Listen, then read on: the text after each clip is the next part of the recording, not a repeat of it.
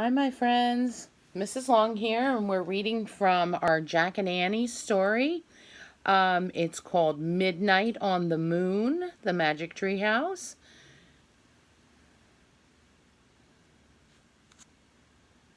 And as we're reading today, I want you to focus on how do you think Jack and Annie are feeling. When you write your message, you might tell me how you think Jack and Annie were feeling in this chapter. Okay, we're on to chapter 4. Chapter 4 is called Moon Rabbits.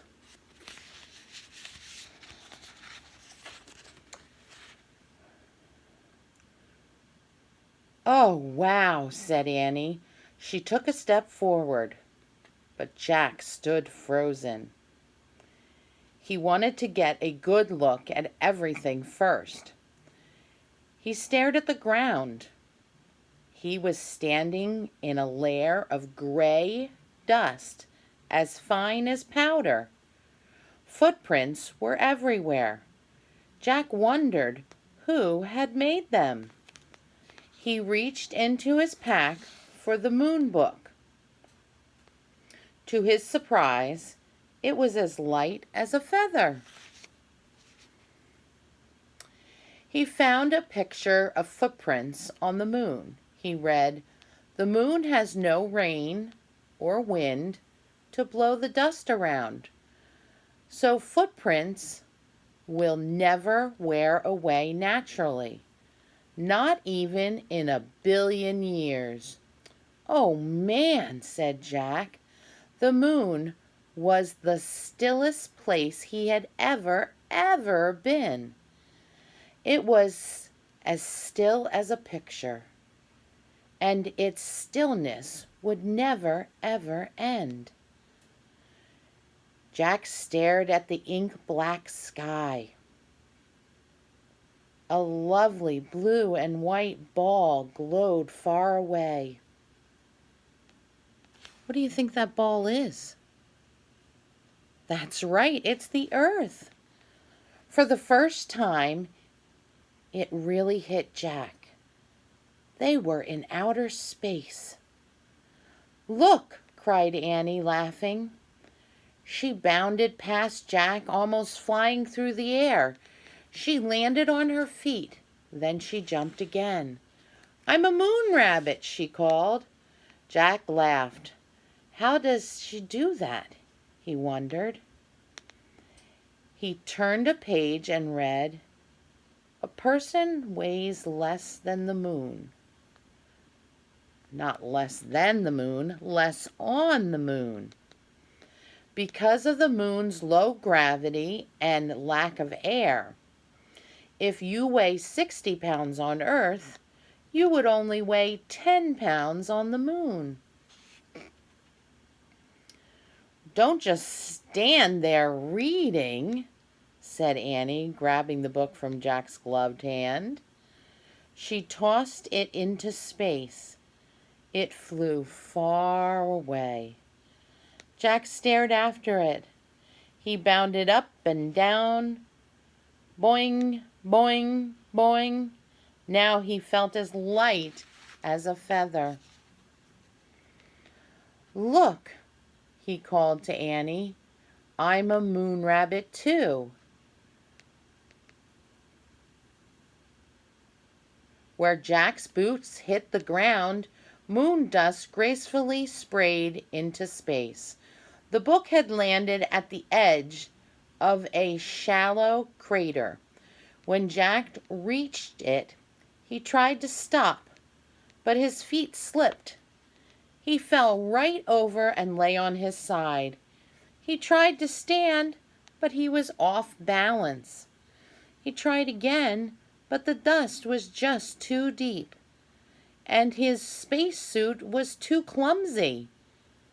"You okay?" asked Annie. "I can't get up," said Jack. "You shouldn't have been goofing off," said Annie wisely. "You goofed off first," said Jack. "Now help me up, please." Annie started towards him. "Don't fall too," warned Jack. I won't." Annie moved very slowly.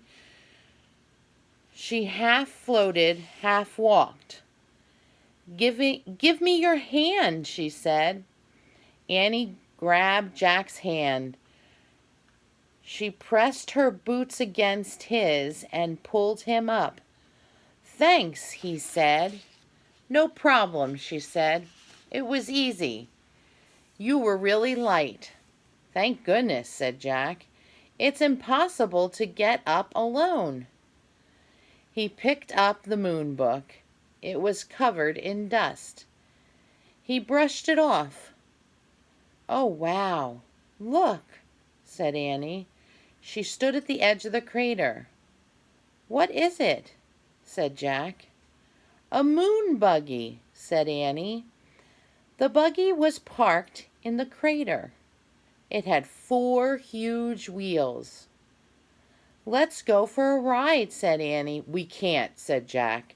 "We just have 2 hours of air in our tanks, remember? I bet we'll find the M thing faster if we take the moon buggy." Annie bounded into the crater. "But we can't drive," said Jack. "I bet I can drive this," said Annie. "It looks easy. Come on." She jumped into the driver's seat. "But you don't have a license," said Jack. "Who cares?" said Annie. "There aren't any roads on the moon, or stoplights, or policemen either." She was right, Jack thought. "We'll go slow," he said, and he climbed in beside her. Annie pushed a button labeled "on." The moon buggy lurched forward. "Yikes," said Annie. "Step on the brake," said Jack. Annie pressed a pedal on the floor. The buggy stopped with a jerk. That means it sort of went like that. Annie pressed on the pedal on the floor, and the buggy stopped with a jerk. "Phew," she said.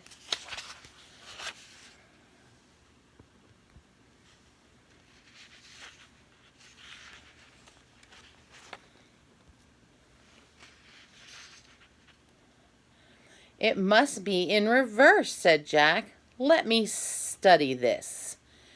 But before he could study anything, Annie pushed another button. The buggy tilted back. Its front wheels started to rise into the air. "Let me out of here," said Jack. Annie pushed more buttons. The buggy's front wheels landed back on the ground, and the buggy leaped forward. "Slower," said Jack. "I can't," said Annie. "I don't know how." Annie steered the buggy over the tracks on the ground. The wide wheels kept it from sinking into the deep dust. "Careful," said Jack. The buggy zoomed out of the crater. Great clouds of dust rose behind them as they took off across the moon. The end of chapter 4. Wow, that was exciting. How do you think Jack and Annie felt? Let's think about that for a second. I know how adventurous Annie is and how Jack is always afraid of how adventurous Annie is. So I want your message to be something they did in this chapter, as well as how Jack was feeling and how Annie was feeling. All right, until next time, chapter 5 is next.